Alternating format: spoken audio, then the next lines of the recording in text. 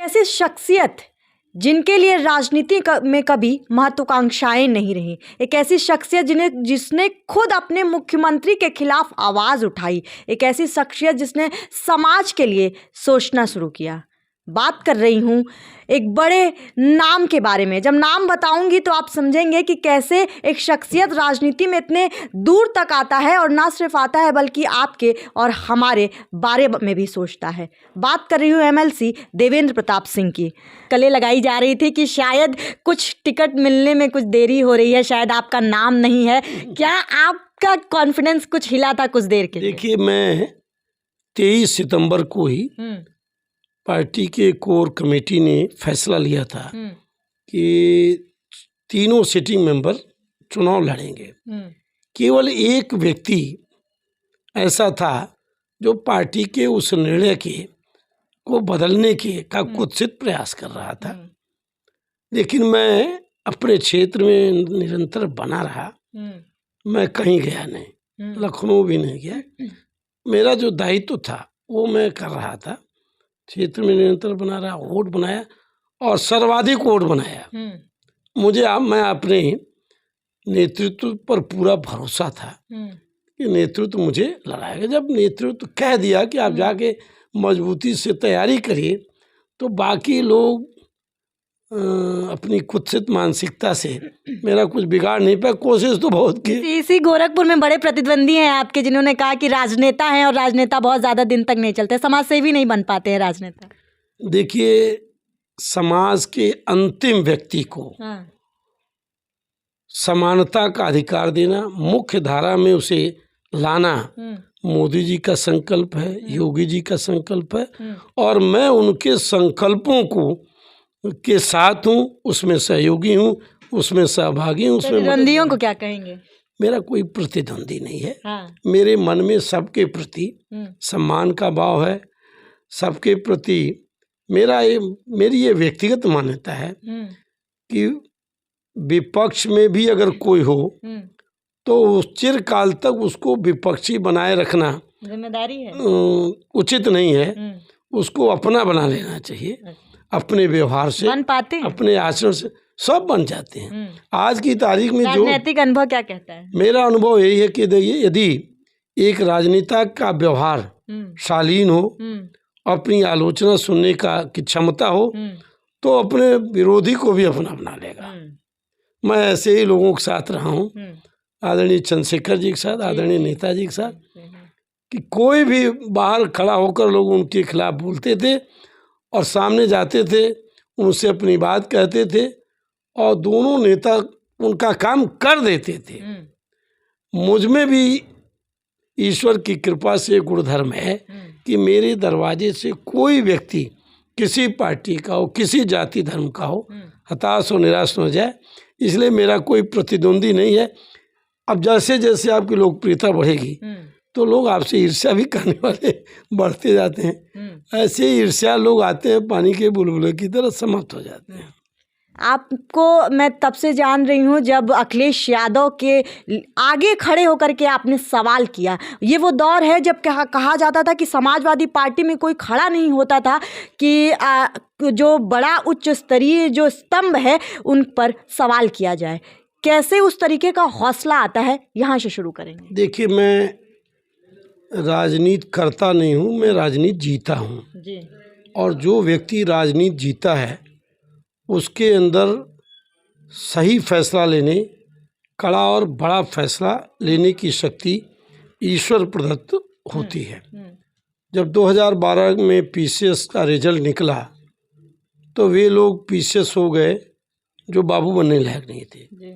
वे लोग deputy SP बन गए जो सिपाही बनने लायक नहीं थे। पढ़ा लिखा वर्ग बहुत हताश था, निराश था। मैंने अपने नेतृत्व को समझाने की कोशिश किया, बात नहीं माने तो मुझे अपने ही मुख्यमंत्री से इस्तीफा मांगकर उत्तर प्रदेश की प्रतिभाशाली नौजवानों के हक में आवाज़ बुलंद करना पड़ा। और हमारे संघर्ष का परिणाम ये रहा कि वर्तमान में उत्तर प्रदेश लोक सेवा आयोग में भर्तियां प्रतिभाशाली नौजवानों की योग्यता के आधार पर हो रही हैं, प्रतिभा के आधार पर हो रही हैं, मेरिट के आधार पर हो रही हैं। अब भाई भतीजावाद, अयोग्य लोगों को की भर्तियां नहीं हो रही।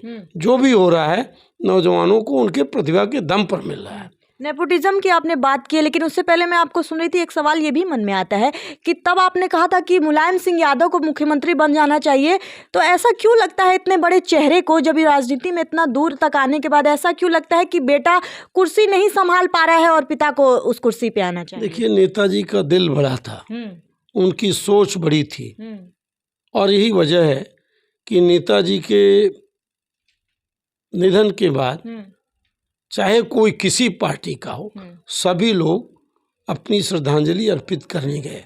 उनका दिल तो आसमान से भी बड़ा था। कम लोग ऐसे थे भारतीय राजनीति में जिनके दरवाजे से कोई हताश और निराश नहीं गया, खाली नहीं गया। मैंने अपने राजनीतिक जीवन में देखा है, स्वर्गीय चंद्रशेखर जी, स्वर्गीय वीर बहादुर सिंह और आदरणीय मुलायम सिंह यादव, इनके यहाँ जो फरियादी गया उसकी सारी कामनाएं पूरा किया। जब उनसे लोग मिल के आते थे नेता ऐसे, तो चेहरे पर आत्मगौरव की अनुभूति होती थी। प्रसन्नता से उस फरियादी पीड़ित व्यक्ति का चेहरा संतुष्टि का भाव लिए हुए रहता था। इसलिए मैंने कहा कि अखिलेश जी को अपने पिताजी के पद चिन्हों पर चलना चाहिए, उनसे सीखना चाहिए। तो आप समाजवादी पार्टी को आपने करीब से भी देखा है, तो सवाल ये भी उठ जाता है, क्या आप ये कह रहे हैं कि अखिलेश यादव मुलायम सिंह यादव की सुनते नहीं थे? अब सुनते, सम्मान करते तो आज उनकी ये दुर्दशा कहाँ होती। उन्होंने इतनी लंबी, इतनी समृद्धशाली विरासत स्थापित किया है आदरणीय नेताजी ने अपने संघर्ष के बल पर, कि अगर उस रास्ते पर जो ही चलेगा तो सफलता मिलनी निश्चित है। अच्छा, भाई भतीजावाद की बात की आपने। विपक्ष ये कहता है कि अगर इसी तरीके का कुछ भी बात होता, अगर बहुत अच्छे श्रेणी में ये काम चल रहा होता भाजपा की सरकार में, तो पेपर लीक क्यों होते? अक्सर इस पे बहुत सवाल उठते हैं। भाजपा सरकार ने विकास और सुशासन को प्राथमिकता दिया है। वर्तमान स्थिति ये है कि जो फैसले हमारा नेतृत्व लेता है भारतीय जनता पार्टी का, वो सभी फैसले जनमानस हृदय से स्वीकार करते हैं। पेपर लीक क्यों होते हैं सर? पेपर लीक तो सिस्टम में पुराने लोग बैठे हुए हैं, करप्ट लोग बैठे हुए हैं, इनके खिलाफ प्रभावी कार्रवाई हमारी सरकार कर रही है, बुलडोजर चल रहे हैं, और ये प्रक्रिया निरंतर जारी रहेगी तो भविष्य में कोई ऐसा दुस्साहस नहीं कर पाएगा। 5 साल का सड़ा हुआ कचरा इतनी जल्दी समाप्त नहीं होगा। आजकल का लोग जल्दी से पैसे वाला बनने के चक्कर में इस तरह की हरकतें करते हैं, और योगी आदित्यनाथ की सरकार ऐसे तत्वों को कतई बर्दाश्त नहीं करेगी। आप समर्थन में हैं बुलडोजर के? बुलडोजर सुशासन स्थापित करने में सबसे महत्वपूर्ण और कारगर भूमिका अदा करता है। हाई कोर्ट नकार देता है सर इस बात को? हाई कोर्ट नकारता नहीं है। हाई कोर्ट कहता है कि गुंडों के खिलाफ कार्रवाई हो। आज ही कह दिया ये गैंगस्टर है, इसको सुपीरियर क्लास में नहीं मिलना चाहिए। तो हाई कोर्ट के आदेशों और फैसलों की गलत व्याख्या नहीं की जानी चाहिए। हाई कोर्ट भी चाहता है कि कानून का राज हो। योगी सरकार कानून का राज स्थापित करने के लिए संकल्पित है, समर्पित है। आज आम आदमी योगी जी के नेतृत्व वाली सरकार में कम से कम सुकून से सोता है, सड़क पर निकलता है, किसी को कोई भय नहीं है। वो दौर समाप्त हो गया, अब तो राम राज आ गया। राम राज। अच्छा, अब आ जाते हैं उस बात पे। चौथी बार है आपका राजनीतिक करियर में, इस बार आप चुनाव लड़ेंगे। कहते हैं ज़मीनी नेता हैं आप। जिस तरीके से अभी आपने मुलायम सिंह यादव के करियर का व्याख्यान किया है, अगर मैं कहीं हूबहू थोड़ा करीब जाने की कोशिश करूं तो उसमें मुझे देवेंद्र प्रताप सिंह की जो छवि है वो कहीं करीब करीब नज़र आती है। एक ज़मीन पर आप दिखेंगे। अभी कल ही आप फैज़ाबाद में थे, लोगों के बीच में हैं। अब कुछ ऐसे काम जो लगता है कि किस विजन के साथ आगे जाना चाहिए, क्योंकि आपके पास रिस्पॉन्सिबिलिटी और ज़्यादा है, क्योंकि आप कई बार लोग आपको चुन रहे हैं और लगातार चुनना चाहते भी हैं। देखिए, जिम्मेदारियां बहुत बड़ी हैं जी। सारे विषय हमारे सीधे सीधे सरकार से जुड़े हुए होते हैं जी, जी। मैं अपने विधायी दायित्वों और कर्तव्यों के निर्वहन में किसी भी प्रकार की अवरोध को स्वीकार नहीं करता हूँ। और एक कामयाबी मिली कि लोक सेवा आयोग की सूचिता मैंने संघर्ष के बल पर स्थापित करा दिया। एक बड़ा सवाल है शिक्षक समाज के सामने। जब सरकार भर्ती बोर्ड को, शिक्षक भर्ती बोर्ड को सक्रिय करने में नाकाम रही और भर्ती बोर्ड शिक्षक भर्ती नहीं कर पाए, माध्यमिक शिक्षा बैठने के कगार पर पहुंच गई थी, तब प्रबंधकों ने अपने राष्ट्रीय दायित्व को समझा, अपने सामाजिक दायित्व को समझा और तब तदर्थ शिक्षकों की नियुक्ति की गई। आज तदर्थ शिक्षकों के सामने बड़ा संकट है। सुप्रीम कोर्ट ने फैसला किया और ये कहा कि हम इनकी लंबी सेवाओं को देखते हुए किसी को बाहर करने की मंशा नहीं रखते हैं। फिर अगले पैरे में सुप्रीम कोर्ट कहता है कि सरकार इस अव्यवस्था के लिए हम सभी जिम्मेदार हैं। भर्ती बोर्ड शिक्षक भर्ती नहीं कर पाया, सरकार भर्ती बोर्ड को सक्रिय नहीं कर पाई और न्यायालय उनको पेमेंट का ऑर्डर करते रहे, इसलिए हम सभी जिम्मेदार हैं। अंतिम पैरे में सुप्रीम कोर्ट कहता है कि सरकार को एक प्रोसीजर अडॉप्ट करे और सबको विनियमित करे। नौकरशाहों ने सुप्रीम कोर्ट में तदर्थ शिक्षकों के खिलाफ पैरवी किया था, इसलिए वे कानून की, सुप्रीम कोर्ट के फैसले की मनमानी व्याख्या करते हैं। मेरा स्पष्ट मत है, विजन है साफ, कि जब किसी को सरकार में आने का अवसर मिले तो उसे देखना चाहिए कि उसके राज्य में कोई पीड़ित और कोई फरियादी शेष न रह जाए। यही उसकी सफलता का मूल उद्देश्य होना चाहिए। मैं इस दिशा में लगातार प्रयास जारी रखा हूँ, आगे भी चलता रहेगा। एक दूसरा बड़ा संकट है, जो लोग अप्रैल 2005 के बाद नियुक्त हुए हैं, पुरानी पेंशन से वंचित हो गए। माननीय सर्वोच्च न्यायालय का फैसला है कि पुरानी पेंशन भीख नहीं, सेवानिवृत्तिक अधिकार है और मैं सरकार से अपेक्षा रखता हूँ कि सर्वोच्च न्यायालय के फैसले का समादर होना चाहिए, सम्मान होना चाहिए।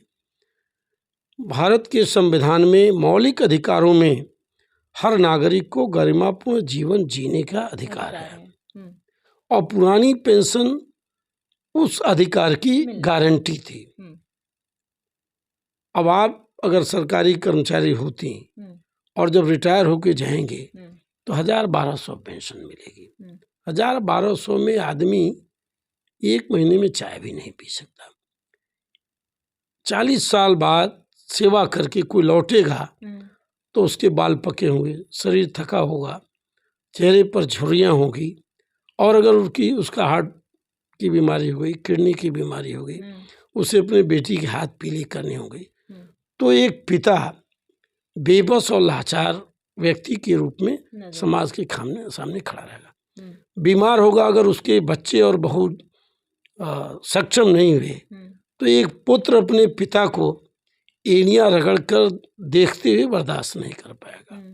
40 साल बाद एक ऐसी सामाजिक स्थिति बन सकती है कि जो लोग सेवानिवृत्त अधिकारी कर्मचारी हैं उनके लिए सरकार को ओल्ड एज होम शेल्टर बनाना पड़ेगा। ऐसी असहज स्थिति न है, इसलिए मैं अपनी सरकार से प्रार्थना करूंगा, सरकार उदारतापूर्वक विचार करे और प्रयास करे कि पुरानी पेंशन योजना लोगों को मिल जाए।